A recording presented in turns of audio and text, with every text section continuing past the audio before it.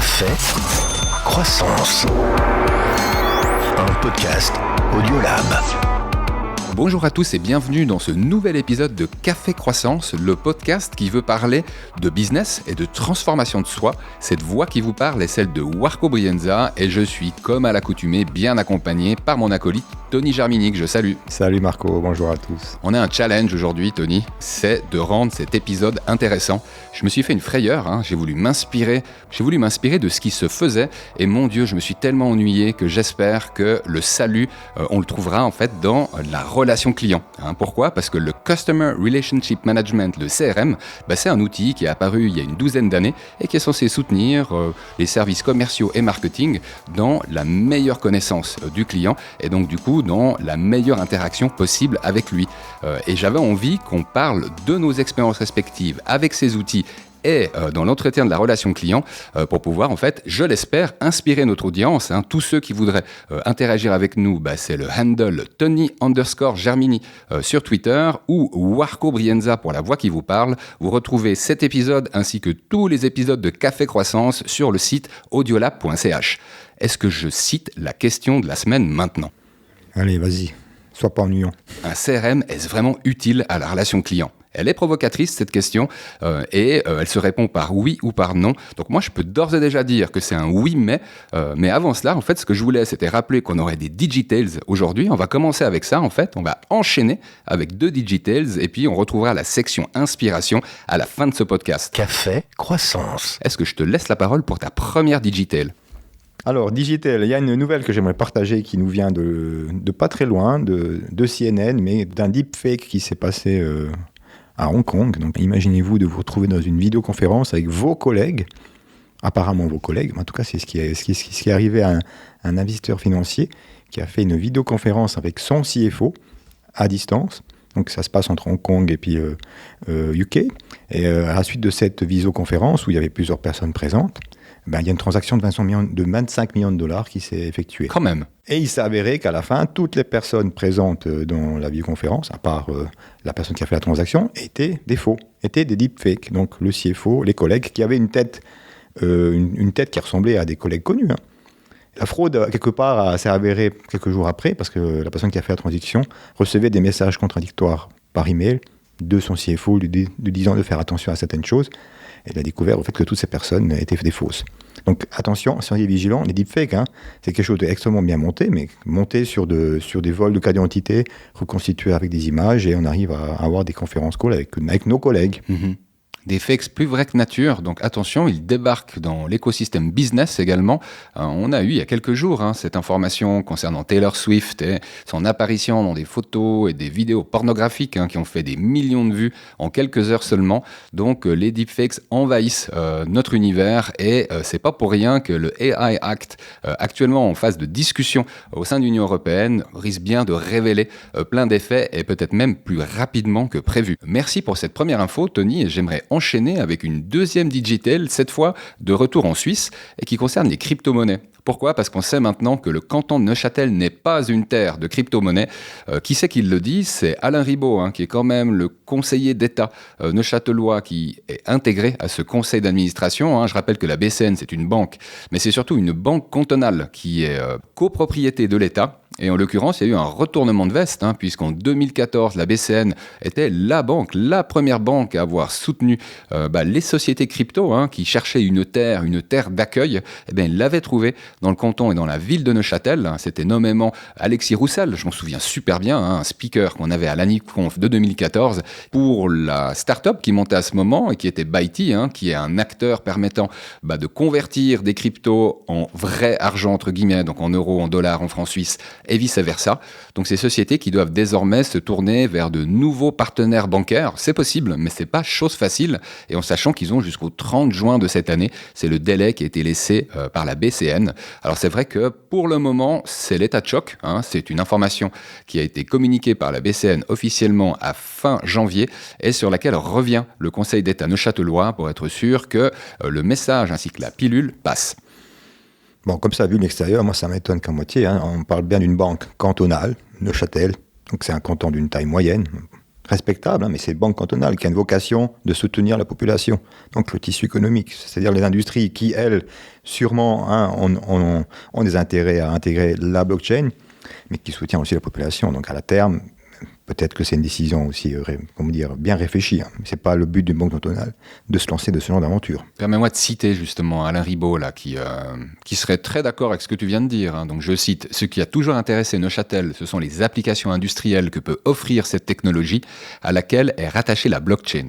Nous y voyons l'opportunité de soutenir notre tissu économique. Ce dernier est composé de 40% d'emplois dans le secteur industriel. C'est inédit en Europe. » Donc cette phrase, elle rappelle autant la vocation d'une banque cantonale comme la BCN que ce qui avait vraiment intéressé, on va dire, cette banque-là. Donc elle reste fidèle à son objectif et toujours ouverte à le creuser. Une affaire à suivre et que moi je compte bien suivre dans les mois à venir. Donc on vous en reparle très certainement jusqu'à l'été. Café Croissance. Est-ce qu'on enchaîne avec la question de la semaine, j'ai envie de la rappeler, un CRM, est-ce vraiment utile à la relation client? Et cette question, j'aime bien me dire que je vais l'aborder avec un baron de la relation client qui plus est m'a sérieusement introduit dans la question du CRM, parce que moi j'estime avoir utilisé sérieusement un CRM à l'échelle d'une PME depuis 5 ans, et c'est depuis en fait que tu m'y as introduit, Tony. Donc toi, tu répondrais quoi à cette question d'un CRM? Est-ce que ça a vraiment été utile pour entretenir tes relations clients? Le jour où tu deviens baron, c'est une situation post-mortem, en fait. Donc, je dis juste qu'il faut être humble dans la relation client. C'est pas parce qu'on a eu du succès hier que demain, on va avoir du succès. Tu fais bien de rappeler. Et puis, la relation client, c'est un outil, c'est un compagnon qui nous aide à être performants, qui nous rappelle certaines étapes qu'il ne faut pas sauter et pas oublier. Donc, c'est plutôt dans ce sens-là que moi, je le vois, ce CRM. C'est un vrai accompagnement de la démarche commerciale. Tu sais, moi, à cette question-là, je répondrais un oui, mais. Est-ce que le CRM a vraiment été utile à entretenir ou à accélérer mes relations clients? Je répondrais oui, au sens où, effectivement, c'est une béquille digitale, un compagnon digital qui me permet d'avancer à la fois plus vite et plus longtemps. Par contre, ce sera un oui, mais. Quoique, c'est un oui et il faut suivre des conditions. J'ai envie de poser 4 règles d'or que j'avais envie de discuter avec toi. J'y ajouterai 2 bonus. Une fois qu'on est installé avec un CRM, il y a 2 trucs qui vaut vraiment la peine de faire. Mais tu sais, le premier point, c'est fix the basics. Pour le résumer, c'est avoir des fiches clients qui soient à jour, c'est-à-dire on renseigne de manière aussi complète que possible et on met à jour régulièrement. J'ai envie de vous dire, à ceux qui se posent la question, qu'est-ce que c'est que régulièrement? Pour moi, quand on est dans une équipe commerciale, donc il y a plusieurs vendeurs, qu'il y a peut-être quelqu'un qui gère la partie administrative en lien avec les affaires, je pense que dans ce cas-là, une mise à jour hebdomadaire, c'est quelque chose qui me paraît la recommandation, pour pas dire nécessaire. Je sais pas ce que tu en penses, toi, Tony. J'allais le dire avant, effectivement, il faut qu'il y ait plusieurs personnes qui interagissent. Donc, mais ça ne veut pas dire que tout seul, on ne peut pas s'équiper d'un CRM, en tout cas d'une méthode. On parle aussi d'une méthode de suivi client. Et puis, on ne parle pas que des clients. Moi, je dirais que c'est des fiches contacts. C'est des fiches de contact. C'est une relation avec une personne qui est un contact, qui s'avère peut-être dans la relation, devient un client, un prospect, un ancien client, un nouveau prospect. Sur certaines activités, effectivement, ça doit se faire régulièrement. Après, voilà, hebdomadairement, chaque 2 semaines. Mais la fiche client, ce qui est primordial, en fait, la fiche client doit nous soutenir notre démarche. Donc, en fait, la fiche client doit toujours avoir des dates. Quelle est la dernière fois qu'on est en contact? Qu'est-ce qu'on a dit dans ce contact-là? Et quelle est la prochaine étape? Et quelle est la date de la prochaine étape? Basique. Tu fais déjà plusieurs liens très intéressants avec ce que tu dis. Alors le premier, tu confirmes que remplir une fiche et la mettre à jour, c'est essentiel. C'est essentiel également sur les contacts qu'on a générés. Là, tu m'amènes en fait déjà à ma deuxième condition, à ma deuxième règle d'or, Tony. C'est pas tout de savoir comment s'appelle, nom, prénom, téléphone direct, email personnel, adresse du bureau. Des fois, ils sont multisites, donc avoir l'adresse de son bureau à lui. Tout ça, c'est des éléments, c'est la base. Sans ça, en fait, on ne fait rien du tout. Mais j'inclus, en fait, dans cette mise à jour régulière, tous les contacts. Le téléphone, l'email. Il y a de nombreux CRM qui permettent d'enregistrer les échanges email. C'est ensuite des échanges qui peuvent être parcourus par vos soins 6 mois après, mais également dans la même semaine, par exemple, par votre assistante ou par la personne qui s'occupe de faire les factures. Donc, ces mises à jour, elles me paraissent essentielles à réaliser chaque semaine, mais c'est pour une raison que je n'ai pas encore citée. C'est si vous avez vos objectifs commerciaux et financiers à réaliser qui sont dans l'outil. Les outils CRM, choisissez le bon. Après, on va en parler d'un autre qu'on a choisi nous. Moi, quand je fais un appel avec un contact qui est dans le CRM, je fais l'appel depuis le CRM. Comme ça, le CRM note l'appel, la durée, et puis moi, je peux commenter. Ça me fait gagner du temps. Et après, le CRM me dit, OK, qu'est-ce que tu veux que je fasse avec ce contact? Je dois le rappeler dans 3 semaines. C'est noté, c'est fait. Je passe au prochain. Dans 3 semaines, le CRM va m'en rappeler. Il faut une certaine discipline. Hein. Il faut cette discipline de savoir toujours appeler depuis l'application du CRM. Il ne faut pas oublier. Il faut avoir toujours cette motivation à penser à l'étape d'après, à la formaliser. Mais j'ai envie de vous dire, c'est des habitudes. Hein. C'est comme l'hygiène de vie. Une fois qu'on a commencé, on s'en passe plus. C'est le mot clé, discipline. Sans discipline, sans préparation, vous connaissez déjà la suite. On n'arrive à rien. Ouais, il faut toujours faire super gaffe. Hein. Moi, on n'arrête pas de me dire qu'on n'aime pas quand je lis le mot discipline, bien que ce soit un de mes mots fétiches. La rigueur, si tu veux. Mais... Ouais, bon. Là, si tu me dis encore spartiate, je me dis qu'on a un trio gagnant. N'ayez pas peur de ce mot, la discipline. Pensez à tous ceux qui aiment l'hygiène de vie. Je pense que c'est de ce type d'efforts-là dont on parle. Ces efforts que vous voulez faire pour arriver plus loin, pour arriver plus haut. Et je dis avant, c'est un compagnon. Ça nous aide à mettre en place des routines. Une fois qu'on a réussi à mettre en place des routines, ça ne devient plus une charge mentale. Parce qu'on va le faire, ça fait partie de notre vie, de notre quotidien. Tu citais avant les objectifs, le 3e point. Super important. Les objectifs, ils sont liés bien sûr avec un objectif global. Ils sont liés aussi avec des objectifs trimestriaux, annuels, personnels. Mais ces objectifs, ils nous permettent de donner une vision aux sphères supérieures, en tout cas au niveau stratégique et au niveau de la gouvernance, mais ça donne aussi un objectif de où est-ce qu'on est dans notre avancement. Si on a un objectif de X et puis au fait on se rend compte après 3 mois qu'on est à la moitié, il faut être réaliste. On ne va pas atteindre l'objectif parce qu'on est en retard, donc il faut le revoir. Ou au contraire, l'objectif, il faut qu'on mette un petit peu les gaz pour rattraper le retard. Que je parle de contact client, de qualification, de nombre de rendez-vous. On revient de nouveau au mot discipline. Mais c'est vraiment un outil, un accompagnement pour nous aider à atteindre nos objectifs. Ouais. Au mot discipline, moi j'ajouterais le mot projection, parce qu'avec les objectifs, c'est de projection dont on parle également. Et tu l'as dit, l'autre mot-clé qui me vient avec le mot objectif, c'est le mot suivi. Pour être un peu plus concret peut-être sur ce point-là, parce qu'il est vraiment important, j'ai vraiment envie que vous le compreniez. Admettons qu'on ait décidé de faire un objectif annuel en termes de chiffre d'affaires de 3 millions.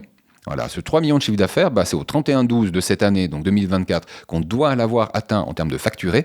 Quand on fait les choses bien, comme on le fait par exemple dans ta société chez Calypse, on se dit effectivement que ce 3 millions, on va le ventiler sur les 4 trimestres. Typiquement, ça ferait, mon Dieu, 1,5 million, 750 000, ça ferait 750 000 francs par trimestre en moyenne, mais en sachant que on a des trimestres qui sont plus forts que les autres. Allez, je dis n'importe quoi, mettons que sur le premier trimestre 2024, grosso modo, on a envie de réaliser 500 000 francs de chiffre d'affaires, le suivant 1 million, et puis la même chose sur le deuxième semestre qui nous amène à ces 3 millions. Donc là, on a une ventilation par trimestre, mais on n'a pas encore la ventilation par client. Et effectivement, dans le CRM, ce qu'il est possible de faire, c'est de poser une première ventilation qui vous amène à un chiffre à atteindre chaque trimestre, puis chaque mois. Et soyons fous, si vous avez plusieurs segments clients, vous pouvez déterminer qu'avec typiquement ton offre santé, tu as toute une offre data pour le secteur de la santé, tu poses à l'échelle d'un mois, d'un trimestre et d'une année le chiffre d'affaires que tu souhaites atteindre. Et ensuite, il s'agira de comparer les pistes en cours et la valeur de ces pistes, le niveau de qualification de ces pistes qui en fait donne un pourcentage de valeur au montant que vous avez estimé. Si ce deal il est effectivement signé, et à partir de là, on arrive à avancer et à suivre, pas que en tant que commercial, mais également en tant que manager. Et moi, je pense que le manager qui a envie de suivre, comme toi tu le fais, Tony, mensuellement, trimestriellement, les efforts de vente, ça me paraît vraiment difficile de ne pas faire au moins une mise à jour par semaine quand on en est à ce niveau-là. Mais effectivement, ce lien, je le fais de mise à jour hebdomadaire aussi avec le suivi des objectifs qui, lui, est essentiel pour la bonne conduite d'une boîte. Donc, je dirais, préciser, c'est pas un manager, c'est un coach. On est là pour soutenir, pour aider nos collègues à atteindre l'objectif. Si c'est pas mis à jour chaque semaine, j'exagère, mais il faudrait même arrêter. Parce que ça sert à rien. Ça sert à rien de se mettre un objectif de courir un marathon et puis qu'on n'a pas un planning d'entraînement puis qu'on le respecte. Si on ne le respecte pas, il ne faut pas rêver. On n'arrivera jamais à la fin. Tu sais pourquoi ça me parle ce que tu dis, Tony ? Parce que je vous rappelle que c'est un investissement, le CRM. C'est un investissement en argent. Vous allez payer des licences. Des fois, vous allez payer un développeur pour vous mettre ça en place picobello pour vraiment faire le lien entre les étapes, entre le commercial, le marketing qui renvoie ensuite au commercial dès que c'est qualifié. L'air de rien, il y a une certaine mise en place qu'il faut prévoir et surtout le temps que tous les commerciaux vont mettre pour utiliser l'outil, le mettre à jour. L'air de rien, cet investissement, il faut qu'il rapporte. Comme tout, la préparation fait partie de l'ensemble. Donc, il ne faut pas rêver. En essayant de sauter la préparation puis d'aller plus vite, à la fin, on est quasiment sûr de ne pas atteindre l'objectif. À moins qu'on soit un gourou, mais ça veut dire qu'on a une préparation qui vient avant. Enfin, il n'y a pas de miracle, hein, les choses. Maintenant, je ne crois pas au miracle. Si on revient sur les jeux d'avant, c'est aussi propre à chaque business, c'est propre à chaque activité, chaque personne. Donc, tu prenais l'exemple des 3 millions. Si on doit vendre 3 millions, si on n'a pas dans le CRM un pipe d'au moins 3 fois plus, hein, enfin, je dis comme ça, mais 9-10 millions, moi, je commencerai à m'inquiéter. Mais si on doit avoir 10 millions, donc ça veut dire qu'on a déjà une structure avec des clients d'une certaine taille. Imaginez-vous, pour pouvoir vendre 3 millions, il faut des clients, un client moyen à 100 000. Donc imaginez combien de clients il faut pour arriver à 3 millions. Donc si on a comme objectif d'avoir 30 clients dans l'année, pour pouvoir atteindre tant de clients, il faut avoir un certain nombre de contacts. Allez, 300, 400. Voilà, on arrive aux chiffres. Hein. Si on n'a pas ce nombre de contacts qualifiés au début de l'année, c'est mathématiquement impossible qu'on atteigne un résultat. Il ne faut pas s'étonner qu'on n'atteigne pas un résultat. Alors moi, l'ordre de grandeur, quand tu me dis que c'est 300-400 en mode contact, il y en a une centaine qui répondent en fait au contact. Et sur cette centaine, il y en aura une trentaine qui vont signer. D'où est-ce que je tiens cette grosse planung, cette estimation dans les grandes lignes je la tiens du secteur B2B, où quand on vend des solutions, soit data, soit IT, on a souvent un cycle décisionnel qui peut être de plusieurs mois. On en a parlé dans un précédent épisode. On peut facilement atteindre les 5 à 6 mois. Et puis quand on commence les discussions, on peut facilement mettre 6 mois de plus finalement pour arriver au document que les deux parties sont prêtes à signer. On n'a pas le loisir de traîner pendant que ces discussions, elles ont lieu. Et effectivement, il y a une grande différence à faire dans le B2B qui prend un certain temps, comme dans ton domaine en fait, Tony, c'est les objectifs qu'on pose en signé et les objectifs qu'on pose en facturé. Pourquoi ? Je crois que toi, tu as déjà compris, Tony, c'est que souvent tes projets clients, ils sont sur plusieurs mois, quand ils ne sont pas sur quelques années. Et effectivement, quand on signe un deal sur quelques années, alors il est sexy, ce deal-là, parce qu'en général, il y a 6 chiffres, pour pas dire 7, donc c'est des montants qui sont très intéressants, mais qui sont répartis sur plusieurs années. Et puis tu l'as dit, c'est un travail de longue haleine. Il ne faut pas espérer que la première année, on aura un succès gigantesque. Les fruits se récoltent aussi l'année suivante. Et l'année suivante, on a déjà certains leads, contacts qui sont déjà existants, donc on peut commencer à rajouter, et puis faire de la vraie suivi relation clientèle. Parce qu'un contact, il y a les personnes qui disent c'est trop tard, on est arrivé trop tard, il y a déjà une décision qui a été prise, mais c'est peut-être trop tôt. C'est pas parce qu'on arrive à une discussion avec une personne qu'on entretient une relation que c'est trop tard ou trop tôt. C'est après un projet décidé ou avant un prochain. Donc il faut entretenir cette relation, même si c'est dans 6 mois. Je voulais revenir à ma 4e règle d'or, si tu permets. Donc, on en a déjà cité 3 jusqu'ici. J'ajoute les règles de lead score. Donc, en fait, un CRM, ça peut vraiment aider à objectiver le niveau de qualification d'un client, d'un prospect. Et effectivement, le lead score, en fait, ça donne des points en fonction des interactions. Vous avez eu de la qualité et du nombre de ces interactions. Vous avez la possibilité de donner un score à un client donné ou à un prospect. Et à partir de ce score, vous décidez de le recontacter, plus d'un point de vue marketing, mais cette fois d'un point de vue commercial. Pour donner un exemple de nouveau, on a pris l'univers B2B, l'univers data/IT, avec des cycles qui peuvent être, je pense, entre 6 et 12 mois quand on inclut le processus de discussion vu de l'établissement de l'offre. Dans ce cas-là, on a effectivement des lead scores de plusieurs centaines de points. C'est marrant parce que j'ai eu la chance de comparer le lead score que moi j'avais posé pour des solutions data. Moi, je pense que c'est quelques centaines de points, genre 300 et plus, en sachant que quand on clique par exemple sur une newsletter, ça peut vous rapporter 5 points. Quand vous vous plaignez, parce que c'est un spam, ça peut en enlever une quinzaine ou une vingtaine. Donc arriver à 300, c'est déjà du boulot. Et des grands groupes dans le même domaine, eux, ils avaient posé à 600. Donc sur la même problématique. Donc vous voyez la part de subjectivité qu'il y a dans le fait de poser un score. Mais l'idée, c'est que une fois qu'on a atteint le score pour le recontact commercial, c'est à ce moment qu'on réinjecte en fait ce nom dans la liste des clients qu'un commercial pourra contacter. Donc je pense que ce 4e élément des règles de lead score, il complète parfaitement la fiche client. Première règle d'or, il faut qu'elle soit remplie. Les interactions clients, 2e règle d'or, elles doivent être régulièrement mises à jour. Les objectifs de vente qui sont incorporés au CRM et qui sont régulièrement suivis, 3e règle d'or. Et la dernière, celle sur la qualification client grâce au lead score. Puis là, tu ouvres la porte à le lead score, mais le lead score aussi marketing, le CRM. Oui. L'utilité d'un CRM moderne, c'est au fait qu'il soit connecté au monde digital. Donc, toutes les activités marketing, les interactions marketing, qui génèrent toute une autre série de leads qu'on va qualifier sur des lead stores et sur d'autres paramètres, mais qui vont peut-être à terme nous amener un lead concret à un contact humain. Ça fait partie des 2 bonus. Donc pour moi, ça fait partie de l'ADN du CRM. C'est-à-dire que tout CRM que vous choisirez, il n'y en a aucun qui ne propose pas le lead score. Donc la possibilité de donner un nombre de points au client. Vous le faites soit de manière manuelle, soit de manière semi ou complètement automatisée. Et donc ça, normalement, vous le trouvez, que ce soit dans Zoho CRM, dans HubSpot, dans Pipedrive, que sais-je encore. Il y a 2 bonus que moi je vous recommande vivement de considérer quand vous commencez à être à l'aise avec votre CRM. Le premier, c'est l'outil d'automatisation marketing.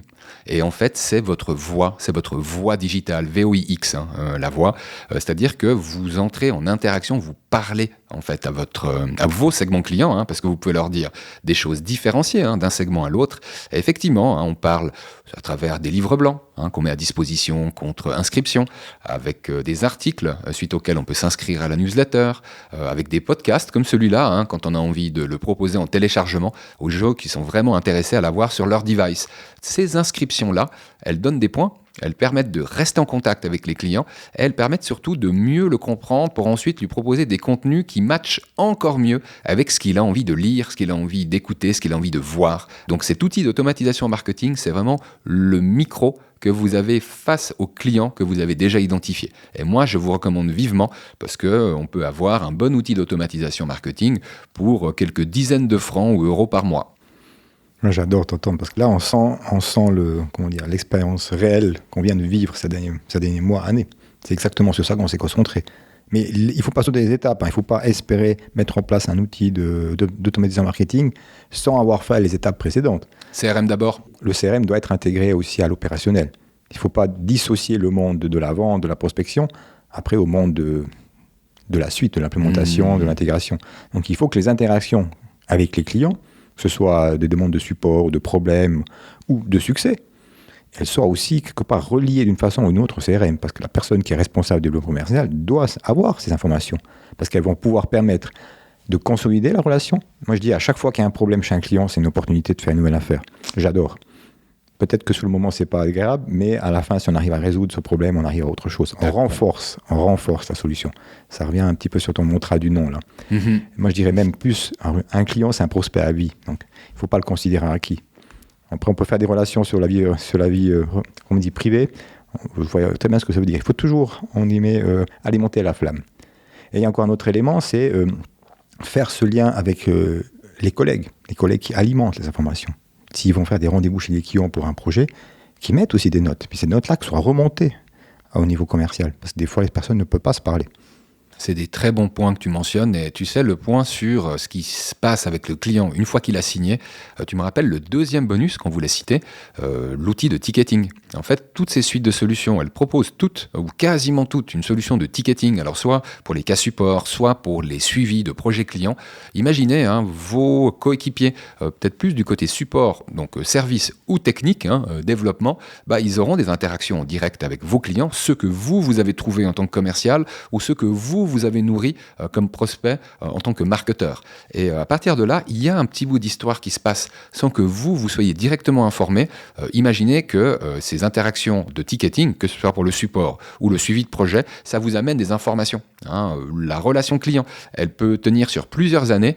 Il est bon de savoir, même 2 ans plus tard, qu'on a entretenu un projet dans lequel il y a eu tel et tel problème, de l'avoir en tête sans que le client vous le nomme et que vous anticipiez. J'ai vu trop de cas où en fait le client, lui, garde bien en mémoire le petit pépin qu'il y a eu, il le garde en mémoire aussi pour vous taquiner un peu, peut-être sur le prix. Et en l'occurrence, c'est autant d'éléments que vous pouvez déjouer si vous êtes bien préparé et en amont bien informé. Ce qui nous amène à un 3e bonus, surprise, c'est le NPS, le Net Promoter Score.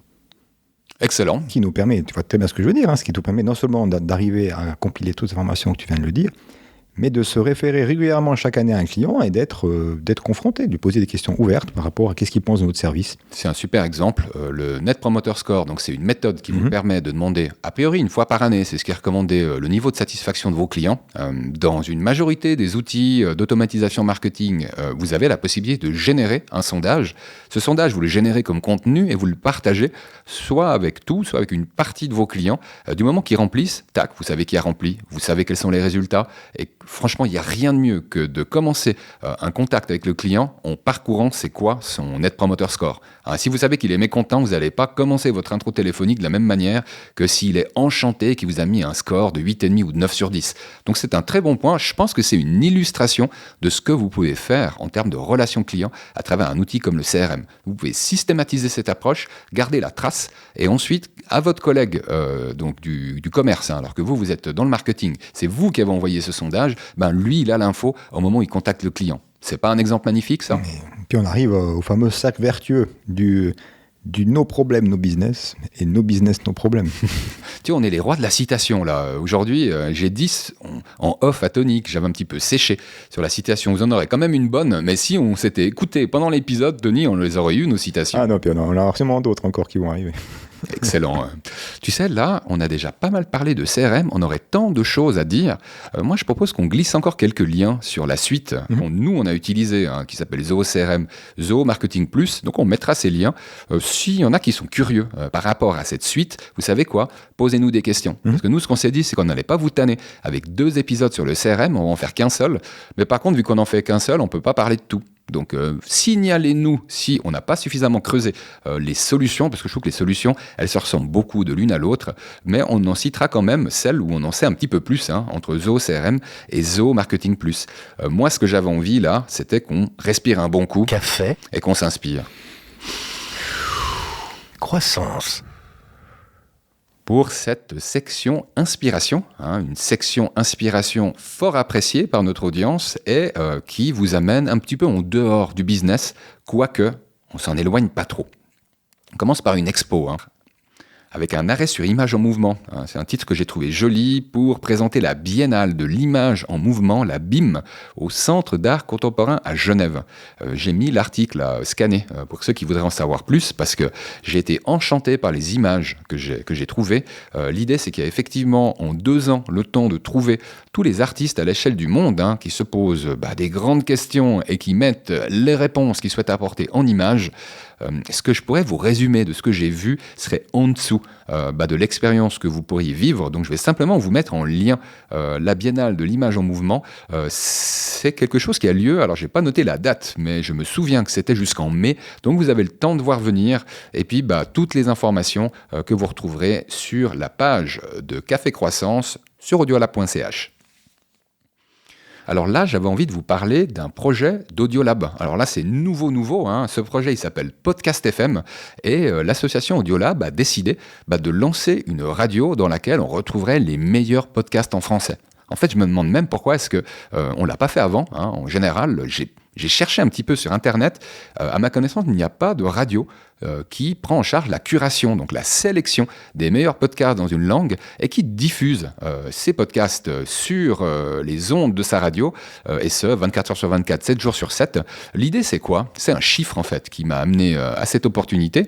En Suisse, mais je suis sûr qu'en France, c'est à peu près équivalent, il y a plus de 3/4 des Suisses qui écoutent quotidiennement, encore au jour d'aujourd'hui. C'est des statistiques qui datent de 2021 ou 2022, donc assez récentes. Plus de 3/4 écoutent quotidiennement la radio au jour d'aujourd'hui, alors que les chiffres de podcast ils sont en progression, mais on a un peu plus d'1 personne sur 4 en Suisse qui écoute au moins occasionnellement le podcast. Et là je me suis dit, mais tu sais quoi, en mettant les podcasts à la radio, ça fait que les 3/4 qui n'en ont pas encore écouté, ils auront enfin la chance de le faire, puisque eux ils écoutent la radio. Et puis donc il commence par quoi ce projet ? Il commence par une étape de crowdfunding qu'on fait à travers l'opération Support Culture de la Migros. Donc la Migros, c'est le plus grand distributeur, c'est un Leclerc suisse si vous voulez, et puis elle met 6 millions de francs suisses sur la table pour des milliers d'associations qui ont un projet à présenter. Le projet qu'a l'association Audiolab, c'est Podcast FM. Dans une première étape, c'est une radio web avec tous les podcasts, et dans une deuxième étape, et ça ce sera avant la fin 2024, c'est 2 studios FM pour une radio FM à Lausanne et à Genève. Donc 30 jours durant, vous écouterez les podcasts en tant que résident genevois et ou lausannois, chez vous, dans la voiture, dans le train si vous vous baladez avec votre transistor, que sais-je encore. On va vous mettre la vidéo sur les notes d'audiolab.ch et n'hésitez pas à nous soutenir, soit en faisant les courses à la Migros, soit en fait en nous disant que c'est super cool en mettant un petit like à notre vidéo YouTube. Toi, t'aimes bien, Tony, t'as levé ton pouce comme ça, quoi. Moi, je fais les deux. Là. Je fais un like virtuel, un like réel, et puis je fais mes courses à la Miro. Donc, je suis en train déjà de soutenir. Génial. Eh ben, tu sais quoi, je serais ravi que tu tombes sur ces bons supports culture, que tu ne dois pas oublier de demander à la caisse, parce que des fois, il y a des caissiers qui oublient, et puis ça va durer de mi-février, non, de tout début février, ça a déjà commencé en fait, jusqu'à mi-avril. Donc on aura le temps d'en reparler peut-être un petit peu plus tard, au printemps. La côte, enfin une des côtes, parce qu'aujourd'hui on a excellé dans les côtes, mais il y en a une qui nous tient à cœur, Marco et à moi, qui est un extrait du bréviaire de l'homme d'action. Donc je cite bien le bréviaire de l'homme d'action. Vous avez compris, on aime bien être dans l'action. Bréviaire de l'homme d'action de François Garagnon. Ce ne sont pas les doux rêveurs qui réussissent, mais les rêveurs purs et durs. Merci à François Garagnon pour ce rappel. C'est un rappel pour moi parce que j'adore cette phrase et parce que j'ai un petit peu séché.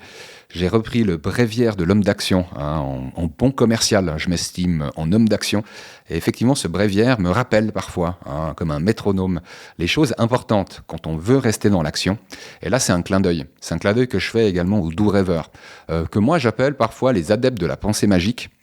Non, c'est pas en dormant profondément que les choses arrivent. Moi, je suis un adepte d'aller chercher le fruit sur l'arbre. Et d'ailleurs, quand on a envie d'une pomme, pas seulement aller chercher une pomme, aller chercher la pomme qui vous fait envie, celle qui est en train de vous regarder et qui se languit en attendant que vous alliez la chercher. Je suis un rêveur pur et dur. En fait, c'est drôle parce que moi, les rêves dont je me rappelle, ils sont souvent terribles, quoi.